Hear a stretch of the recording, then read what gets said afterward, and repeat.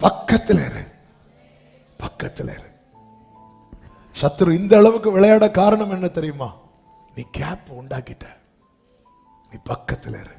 கர்த்தர் அந்த வித்தியாசத்தை உண்டு பண்ணுவார். ஒரு புறம் சத்துருக்களை சிதறடிக்கிறார், இன்னொரு புறம் சிதற கிடக்கிற எலும்புகள் எல்லாம் ஒன்றோடு ஒன்று சேர பண்ணி நான் பார்த்து கொண்டிருக்கேன். நீங்க இதை இப்பவே நீங்க புருஷ மனைவி பிள்ளைங்க எல்லாரும் சேர்ந்திருந்து சாப்பிட்ட நாட்கள் சிலருக்கெல்லாம் வருஷம் ஆச்சு இல்ல? சில சூழ்நிலையினால முடியல. சேர்ந்திருந்து ஒரே இடத்துல இருந்து சூழ்நிலை நிமித்தம் நீங்க அதை பார்க்க ஆரம்பிங்க. சூழ்நிலை தானே இப்படி 4 பேர் 4 பக்கத்துல பிரிச்சு வச்சிருக்கு. என்னதான் நம்மளை சால்வ் பண்ணிட்டு இருந்தாலும் சில வலி தானங்க. சேர்ந்திருந்து சிலரெல்லாம் தெரியும்.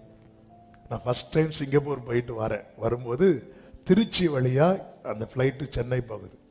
அவ திருச்சியில இருக்கும்போது என் கூட ஒருத்தர் டிராவல் பண்ணார்.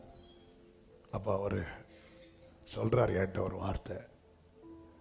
அப்போ நானும் அதில் நானும் திருச்சியில் இருந்து சேம் ஃப்ளைட்னால அதிலே இருக்கிறோம். அடுத்து திருச்சியிலேருந்து ஏறுறவங்க ஏறுறதுக்காக வெயிட்டிங். நாங்கள் அதே ஃப்ளைட்டில் இருக்கும்போது அவர் சொல்கிறார், பிரதர் நீங்கள் எங்கே பேசிகிட்டு இருக்கும்போது அப்போ அவர் சொன்னார், நீங்கள் சிங்கப்பூரில் வேலை பார்த்துட்டு ஊருக்கு போகிறீங்களா? அப்போ அவர் என்கிட்ட சொன்ன வார்த்தை, இது நான் சொல்கிறது 2007 நடந்தது. அப்போ அவர் சொன்ன வார்த்தை, பிரதர் நான் 7 வருஷம் கழித்து ஊருக்கு வரேன் அப்படின்னார். 7 வருஷம் எனக்கு அப்படிப்பட்ட ரொம்ப கஷ்டப்பட்டு சேர்த்து வச்சு தான் இப்போ ஊருக்கு ஃபேமிலியை பார்க்க வரேன் அப்படின்னாரு. இப்படி எத்தனை பேர் தெரியுமா 3 வருஷம் கழிச்சு வருவாங்க, 2 வருஷம் கழிச்சு வருவாங்க. லீவ் விடுவோம், திடீர்னு ஒரு எமர்ஜென்சி ஒரு 5 நாள் லீவ் கிடைக்கும். இவங்க ஊருக்கு வர முடியாது, ஏன்னா டிக்கெட் ஃபேர்லாம் பார்த்தா ஹெவியா இருக்கும். சேர்ந்து இருக்கிற, அதாவது எப்பவுமே சேர்ந்திருக்க முடியாது. ஒரு கட்டத்தில் எல்லாரும் அவங்கவுங்க வேலையை பார்த்துருப்போம். ஆனால் சேர்ந்திருக்க கிடைக்கக்கூடிய தருணத்தில் கூட சேர்ந்திருக்க முடியாத ஒரு வரும் தெரியுமா? அதான் பெயின். ஆண்டவர் எல்லாம் பார்க்கிறார். இந்த எலும்புகள் உயிரடையுமா?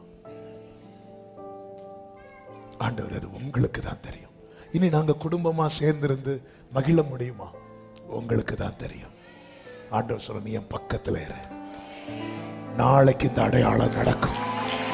நான் உன்னை விசேஷப்படுத்தி நான் வித்தியாசப்படுத்துவேன்.